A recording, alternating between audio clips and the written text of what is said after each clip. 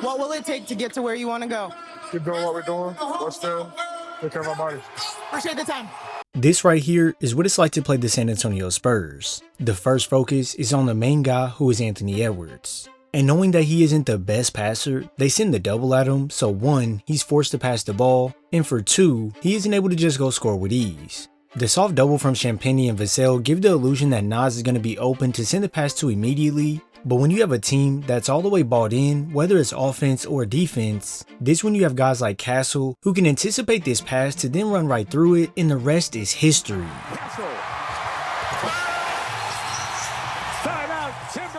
This is what you have to deal with when you play the Spurs. A group of guys who make it hard for you to score on one end, and then when going the other way, they have no problem sharing the wealth to get the ball through the basket as quick as possible. This style of play is relentless and can leave guys scrambling to protect the rim. And hey, if your feet aren't set before you try and stop the play, well, all you did now was give up the foul, and Castle connects on the shot for the and 1. In Game 5, San Antonio only outscored Minnesota 19-15 in fast break points, but it's the way they converted them that made it special. I mean, you tell me, when you see your rookie, yeah, I said it, your rookie, in a playoff game going in and out behind the back, directly into another behind the back at full speed, this is when you look at things a little differently. It's not just that the Spurs were scoring in the open floor. It's that the defensive intensity they were playing with is what led to a lot of these opportunities. Such as when McDaniels catches here to then go drop the ball. This here is always a gamble when talking about Dylan Harper helping over. Because in basketball, it's not ideal to help on the strong side, as McDaniels could just send it out to Mike Conley for 3. But with quick hands, this turns into a steal. For those times where you can get started on your guy downhill only to then be stopped by the big, this may take away your look to score, but what it does open up is your big man on the backside. With the ball getting started in motion for a lob, some guys may sit back and just watch it like the play is already over. But Kornet understands the seriousness of the playoffs and tracks this down to swat this away. I already know, some of you right now are saying, this isn't special at all. But I think when your rookie is swarming an all-star level player and not letting him get any room to breathe, only to then end up blocking his shot, this is actually quite remarkable. And then it's not just your rookie, as your other guys like Vassell will sit down to force Nasri to mishandle the ball first. So now he has to pass it away with only 4 seconds left on the clock. Castle gets a hand on this slightly when TJ releases, and this forces a miss. Yeah, exhausting, right? And the thing is, most of those clips didn't even involve Wemby. Like sure, Wemby most of the time will be that guy to stop players from scoring inside, and like I've said in a previous video, the Spurs guards can play guys tighter on the outside due to his presence, so in these times where their man does get past them, Wemby can make them not even look at the rim because of how well he can send shots back, which makes Randle dump it off to Gobert on the backside, and let's just be honest, we all know just how good Wemby is.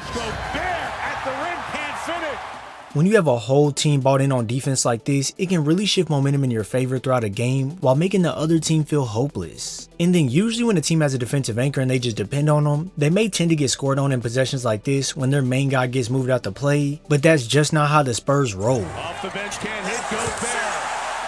Johnson. This togetherness defensively goes right into their offense where they can execute reads to perfection, such as Vassell curling off the screen from Wemby to the rim where now the paint is wide open because Wemby brought his man out to the elbow and Johnson also spaced out by going to the opposite corner. So now all that's left is the alley-oop connection.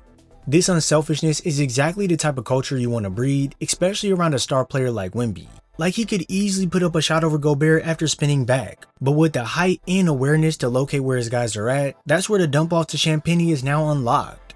During the postseason, you're always going to see a ton of tension from defenders if you're the main guy, simply because they don't want you to score. But if the double doesn't happen immediately once catching so you catch him off guard with his head turned, then now you allow him to turn an attack where he can now see the double and the open man, in turn burning you for 3 points from the corner. Things like that are what you don't want to give up. But trust me, I understand it, as when you don't send any help on Wemby at all, this is gonna be your outcome.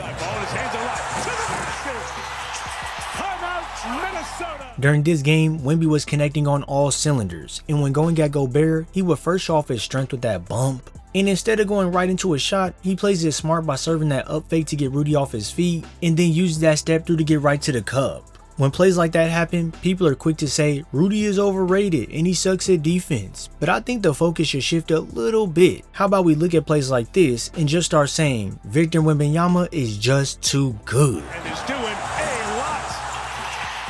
When he's on the floor, Wemby just changes the game in so many ways, it's hard to deny how special he is. And with this only being his third year at 22 years old, this makes the Spurs scary for the foreseeing future. But hold on 1 second, it doesn't stop there. Because you also have a rookie who we touched on earlier who can answer the phone when you call his line, and then you have a two-way slashing threat who can cause the opposing team problems in multiple ways. The balance between these two is quite literally perfect. While Harper plays with better pace and understands how to play make for teammates more naturally, Castle is more of an aggressive player when it comes to attacking the rim and going at defenders. Now, is this me saying that both of the guys can't do what the other guy does slightly better?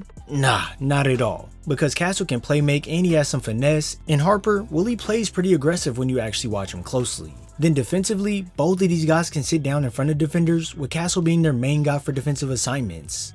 Having two combo guards allows your team to be flexible with lineups, and with both of them being so young, they have much time to learn from De'Aaron Fox and build the chemistry as a whole. The Spurs just have so many pieces that can erupt on any given night, and the proof is in the pudding as they have the 6th man of the year on their team. Keldon Johnson was hooping in Game 5 versus the Wolves, just showing everyone what it means to just want it more than others. With the series now being 3-2 San Antonio, I'm thinking they might just close out the series in the next game. But hey, you can't count out Ant-Man and the Wolves. Let me know in the comments below how you think this series will go and who is the X factor for the Spurs if they do advance.